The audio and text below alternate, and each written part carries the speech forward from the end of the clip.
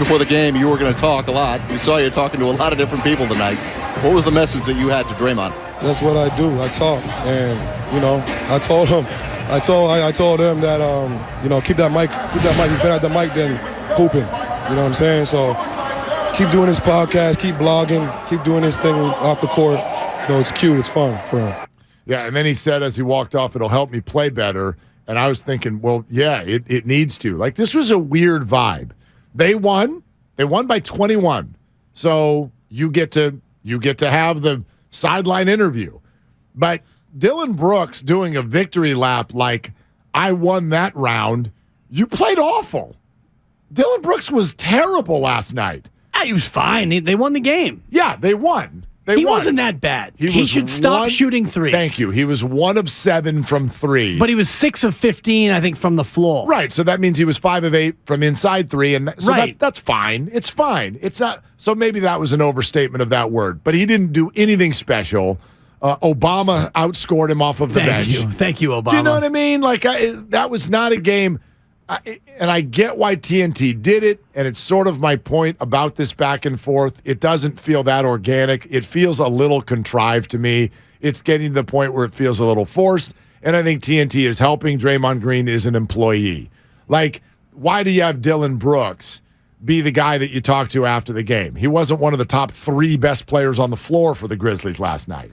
But that's because of this feud, if you want to even call it that. It's a feud. I think it's absolutely a feud. When one player comes out and the other player takes time out of his highly rated podcast to call him names, it makes it a feud. And when the players come together on the floor and they stand cheek to cheek and they're not doing a tango and they're basically, if neither one of them had as many texts as they each do, that thing might have escalated. It might have been an escalation sensation. Maybe. But Dillon Brooks has 16 texts, which means he's already been suspended for a game. Draymond's got 15, which means the next tech he gets, he's suspended for a game. So if these two were both sitting on 4 or 5 techs, that might have escalated into a little bit more of a battle. But I do think it's a feud, and I also do think it's a rivalry. I agree with the rivalry thing. We'll get to that in a minute because Draymond Green was asked all kinds of things after the game. This is, I thought, an embarrassing game. I thought a huge game that the Warriors needed, and they totally whiffed.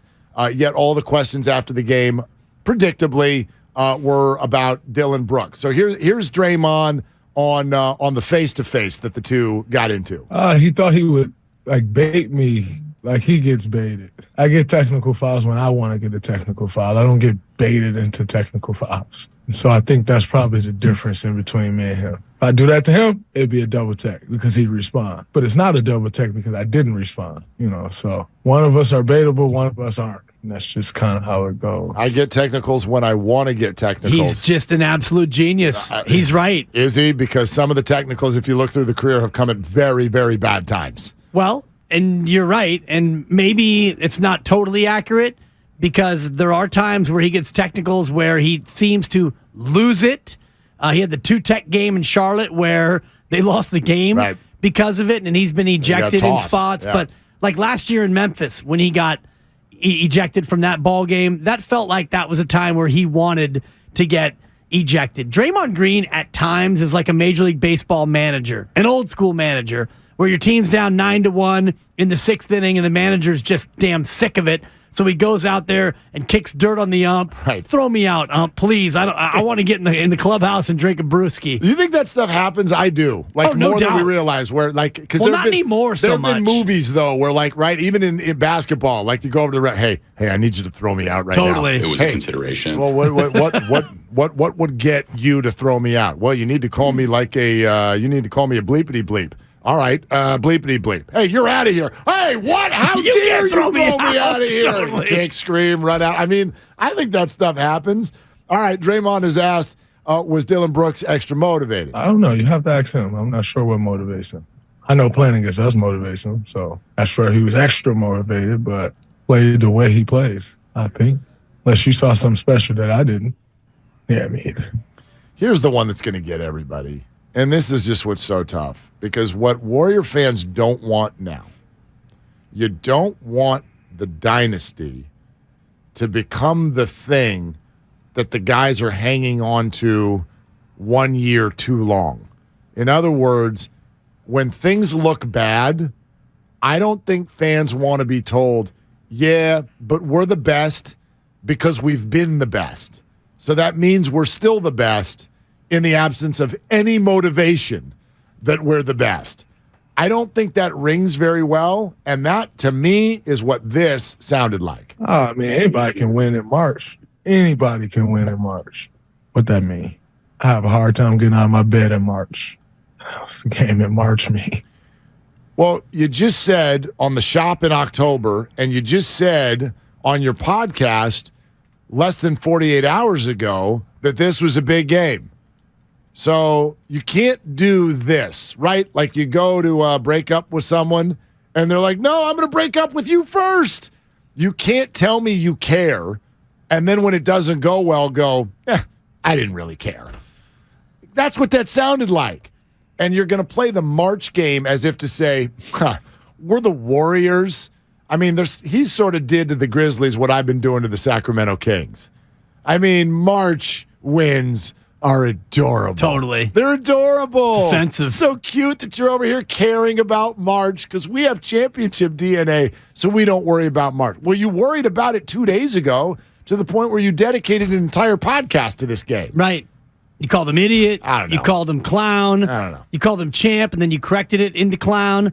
And if you look at the regular season history between these two teams, since Dillon Brooks became a Grizzly, the Warriors are up 11-9 in the regular season. So that means games in October all the way through March and maybe even a game in April. And I know that it matters more what happens in May, April and May, and the playoff record is Warriors 4, Grizzlies 2. And ultimately, that's the only thing that matters. That and 4 championships versus 0 championships. But to your point, at some point, as Draymond Green, and you even saw Dillon Brooks getting into Steph Curry a little bit last night, and you saw Clay earlier this year with Devin Booker of Phoenix talking about, I got 4 rings, I got 4 rings. Right. Gosh, Which, this is a great point. That's always a great counterpoint in trash talk, but at some point, when your run is over, those championships don't matter in the moment.